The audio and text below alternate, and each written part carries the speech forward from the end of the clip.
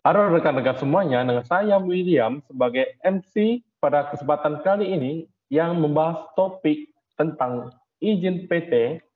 Sebelum itu, mari kita perkenalkan dulu narasumber kita yang akan mengisi acara pada hari ini. Yang pertama, kita sambut Bapak Ajijo. Baik, terima kasih William, Bapak William, atas kesempatan yang telah diberikan kepada saya. Saya akan mencoba nantinya menjelaskan beberapa tahapan tentang pendirian PT. Baik, terima kasih Bapak William. Bagaimana kabarnya Pak? Baik, Alhamdulillah baik Pak William. Baik, selanjutnya kita sambut Ibu Alif. Baik, terima kasih Bapak William. Saya nanti akan menjelaskan juga langkah-langkah bagaimana menyiapkan data pendirian PT. Selanjutnya akan dilanjutkan oleh Bapak Indra.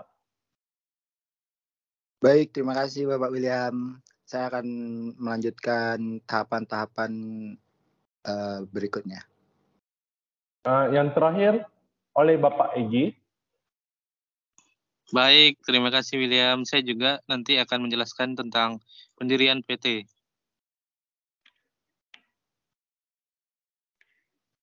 Pertama-tama, sebelum kita menuju topik utama kita, saya akan menjelaskan sedikit tentang apa itu perseroan terbatas atau PT. PT atau perseroan terbatas adalah sebuah badan usaha atau badan hukum yang memiliki modal untuk menjalankan kegiatan bisnis. Modal tersebut didapatkan dari para pemilik atau pemegang saham yang mempunyai porsi kepemilikan usaha berdasarkan jumlah saham yang dimiliki. Valuasi dari saham-saham tersebut bisa naik maupun turun seiring dengan progres perkembangan perusahaan. Menurut Undang-Undang Nomor 40 Tahun 2007, PT adalah badan hukum yang berupa persekutuan modal dan didirikan berdasarkan perjanjian untuk melakukan kegiatan usaha. Dan modal PT terbagi dalam bentuk saham dan harus memenuhi persyaratan yang ditetapkan di dalam undang-undang. Nah, baiklah, itu tadi penjelasan umum tentang PT. Namun pasti kalian tertarik untuk mengetahui lebih banyak dalam tentang apa saja tahap-tahapan pendirian PT. Mari saja kita simak dari narasumber kita yang pertama, yaitu Ibu Alif. Oke, terima kasih Bapak William. Saya Alif Indira Ronaldo akan menjelaskan tentang pendirian PT, tahap-tahapan dan persyarat-syaratan pendirian PT. Yang pertama, itu kita menyiapkan data pendirian PT. Yang kedua, membuat akte pendirian. Yang ketiga, mengesahkan SK Menteri. Yang keempat, pengurusan domisili di kelurahan. Yang kelima, membuat NPWP. Yang keenam, pengurusan izin usaha. Dan yang ketujuh, mengurus tanda daftar perusahaan. Next.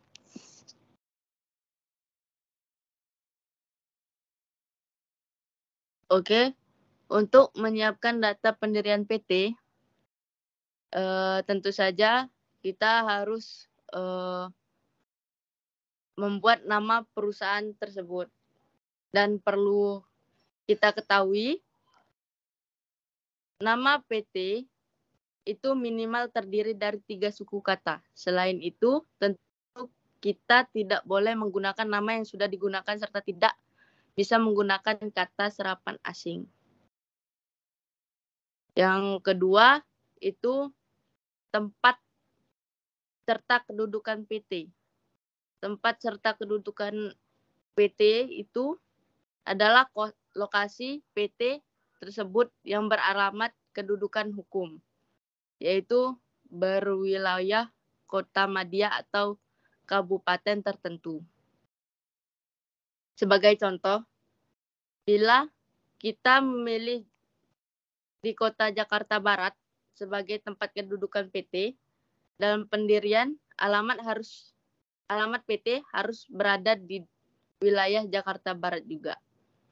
Jika alamatnya tidak berada di Jakarta Barat, alamat tersebut dianggap sebagai cabang dan kita perlu membuat akta cabang serta mengurus perizinannya kembali. Yang ketiga, maksud dan tujuan perusahaan untuk PT. Di dalam akta pendirian perlu dicantumkan maksud serta tujuan didirikannya PT tersebut. Nantinya PT tersebut akan melakukan kegiatan apa saja. Terkait maksud dan tujuan, kita dapat memilih bidang usaha apapun selama tidak menentang dengan peraturan. Lalu, bidang usaha yang dipilih harus dicantumkan dalam akta pendirian dan memiliki usaha izin. Jadi, kita perlu memiliki izin perusahaan, misalnya izin untuk membuka PT restoran. Nah, di situ kita harus membuat bidang usaha yang akan dijalankan adalah restoran dan sebagainya. Yang keempat, struktur modal PT. Untuk mengikuti peraturan Undang-Undang Nomor 40 Tahun 2007 tentang perseroan terbatas, modal dasar minimal sebuah PT adalah 50 juta. Dengan ketentuan 25% dari modal tersebut harus disetor oleh pemegang saham. Tetapi ini ada pembaruan ketentuan terkait modal dasar, yaitu dapat disesuaikan dengan kesepakatan para pendiri PT. Hal ini sesuai dengan PP nomor 29 tahun 2016 tentang perubahan modal dasar perseroan terbatas. Dan yang terakhir, pengurus PT atau perseroan terbatas. Unsur utama pengurus dalam sebuah PT terdiri dari direktur dan komisaris. Jika dalam sebuah perseroan terbatas ada lebih dari satu direktur, salah satu direktur harus diangkat sebagai direktur utama. Ketentuan juga serupa juga untuk komisari. Salah satu komisari diangkat menjadi komisari utama bila ada lebih dari satu komisari. Secara umum, direktur bertanggung jawab untuk menjalankan operasional harian PT. Sementara itu, komisaris berkewajiban memberikan masukan kepada direktur serta dapat bertindak atas nama perusahaan. Oke. Dari penjelasan saya tadi, mungkin itu saja. Kembali ke MC. Baik, terima kasih dari Ibu Alif. Tahapan selanjutnya akan dilanjutkan oleh Bapak Indra. Dipersilakan.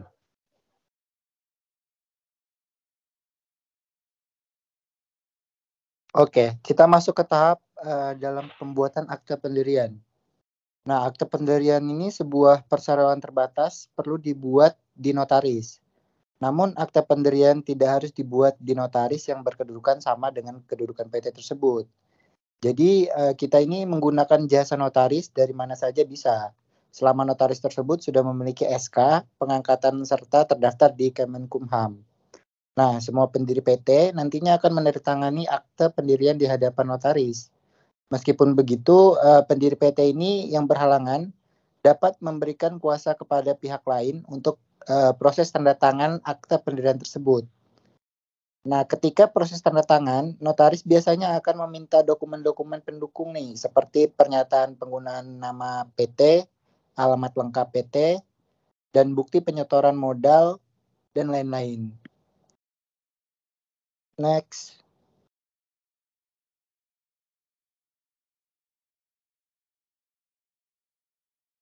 Kemudian tahapan pengesahan SK Menteri. Jika akta pendirian sudah dibuat, notaris akan mengajukan pengesahan badan hukum untuk PT tersebut kepada Menteri Hukum dan HAM. Kemudian Menteri akan mengeluarkan SK yang mengesahkan PT tersebut sebagai badan hukum. Nah, dengan begitu terbitnya surat keputusan tersebut, PT yang bersangkutan telah resmi menjadi badan hukum yang diakui oleh negara. Karena pengesahan ini, perseroan terbatas tersebut telah menjadi subjek hukum dengan hak serta kewajiban hukum yang melekat.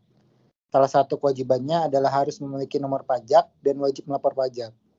Pada saat bersamaan, sebagai sebuah badan hukum, PT juga sudah dapat memiliki kontrak dengan pihak ketiga atas nama PT tersebut. Mungkin sekian dari penjelasan saya kembalikan kepada MC-nya. Baik, terima kasih oleh Bapak Indra. Tahapan selanjutnya akan dilanjuti oleh Bapak Ajijo. Dipersilakan. Baik, terima kasih Bapak William atas kesempatan yang telah diberikan kepada saya. Selanjutnya, setelah mendengar penjelasan dari Bapak Indra dan Ibu Ali, sebelumnya kita akan mengenal dulu apa itu domisili yang menjadi tahapan keempat dalam mengurus PT. Sama halnya dengan mengurus rumah, mengurus izin pendirian rumah atau gedung-gedung lainnya, pendirian PT juga pastinya memerlukan izin terhadap domisili atau izin untuk berdiri di suatu daerah. Dan hal tersebut pastinya berbeda-beda di setiap pemerintahan masing-masing dan setiap kelurahan masing-masing. Peraturan domisili tersebut adalah seperti memberitahu kepada kelurahan bahwa akan didirikannya suatu PT dan akan mendirikan suatu PT, jadi kita harus meminta izin kepada kelurahan setempat untuk mendirikan sebuah PT tersebut.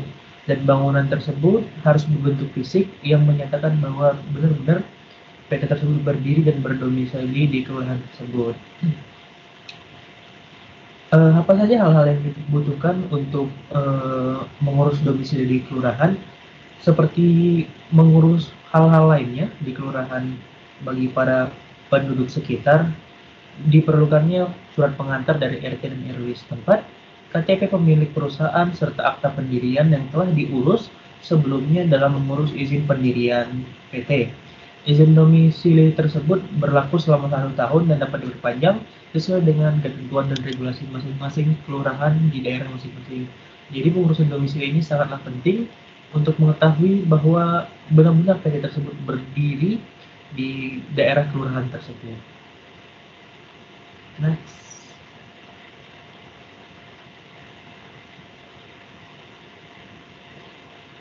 Baik, selanjutnya di tahapan kelima, setelah saya jelaskan dalam pembuatan domisili, selanjutnya adalah membuat NPWP. NPWP sendiri adalah nomor pokok wajib pajak, nomor yang diberikan kepada wajib pajak sebagai sarana administrasi dalam perpajakan. Pada regulasinya, setiap seseorang yang menerima gaji atau bahkan yang membuat lapangan pekerjaan harus memiliki NPWP. Dan NPWP tersebut adalah seperti sarana sebagai kita untuk diketahui Dirjen Pajak bahwa kita memiliki kewajiban untuk membayar pajak tersebut. Nomor ini digunakan sebagai identitas wajib pajak dalam melaksanakan hak serta kewajiban perpajakan saat membuat perseroan terbatas. Maka kita akan mendapatkan 2 dokumen terkait perpajakan, yaitu NPWP dan surat keterangan terdaftar pajak atau SKT pajak. Adapun dokumen perusahaan pengusaha kena pajak atau PKP bukanlah dokumen wajib. Nah, jadi di sini NPWP adalah wajib dikarenakan setiap perusahaan yang akan berdiri wajib membayar pajak yang akan dikenakan oleh pemerintah setempat.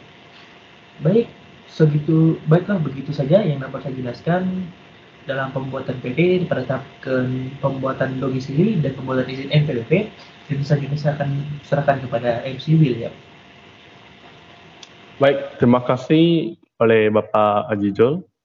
Selanjutnya akan dilanjuti oleh Bapak Egi. Bapak Egi, dipersilakan. Baik, terima kasih saya telah diberikan kesempatan pada hari ini. Selanjutnya saya akan membahas tentang pengurusan izin usaha. Yaitu seperti yang telah dibahas sebelumnya, perseroan terbatas umumnya didirikan untuk melakukan kegiatan usaha dan mendatangkan keuntungan. Nah, di dalam menjalankan usaha tersebut, sebuah perusahaan perlu memiliki izin usaha. Kamu mungkin udah familiar dengan SIUP atau Surat Izin Usaha Perusahaan. SIUP merupakan tanda pemberian izin dari pemerintah agar sebuah perusahaan dapat melakukan usaha perdagangan dan jasa. Adapun bidang-bidang usaha perdagangan dan jasa yang dapat dipilih dan ditentukan oleh pemerintah daerah masing-masing. Next. Baiklah, selanjutnya saya akan menjelaskan tentang mengurus tanda daftar perusahaan atau TDP. Itu sesuai dengan ketentuan dalam Undang-Undang Nomor 3 Tahun 1982, setiap perusahaan harus didaftarkan dalam daftar perusahaan. Adapun tanda daftar perusahaan atau TDP adalah catatan resmi yang dibuat berdasarkan ketentuan undang-undang serta peraturan yang berlaku, memuat hal yang wajib didaftarkan oleh setiap perusahaan, serta disahkan oleh pejabat yang berwenang. Perusahaan yang tercakup di dalam TDP bukan hanya perseroan terbatas, melainkan bentuk badan usaha lain seperti koperasi, CV, firma, perseorangan, dan bentuk usaha lainnya, termasuk perusahaan asing. Baiklah, itu saja yang bisa saya sampaikan pada hari ini. Terima kasih. Selanjutnya saya akan kembalikan kepada MC. Baik, terima kasih pada Bapak Egy. Nah, setelah kita menyimak penjelasan dari keempat narasumber kita tadi, kita dapat menarik kesimpulan yaitu PT adalah singkatan dari perusahaan terbatas, yaitu badan usaha yang diakui, hukum dan didirikan oleh persekutuan modal. Modal PT tersebut seluruhnya terbagi dalam bentuk saham dan para pemegang saham nantinya hanya bertanggung jawab atas bagian saham yang dimilikinya. Para pendiri ini bersepakat mendirikan perusahaan terbatas untuk menjalankan kegiatan usaha. Untuk mendirikan PT, kita terus mengurus data pendirian PT, mengurus akta pendirian PT, mengantongi SK Menteri untuk pengesahan PT, mengurus domisili kelurahan, membuat NPWP, mengurus izin usaha, serta mengurus tanda daftar perusahaan atau TDP. Baiklah rekan-rekan semua, bukankah begitu luar biasa penjelasan dari rekan-rekan narasumber kita? Tak terasa sampailah kita di penghujung acara ini. Kami ucapkan terima kasih kepada rekan-rekan semua yang telah mendengar penjelasan kami. Apabila ada kesalahan kami dan saya pribadi sebagai MC, kami ucapkan mohon maaf. Dan sekali lagi terima kasih untuk semuanya.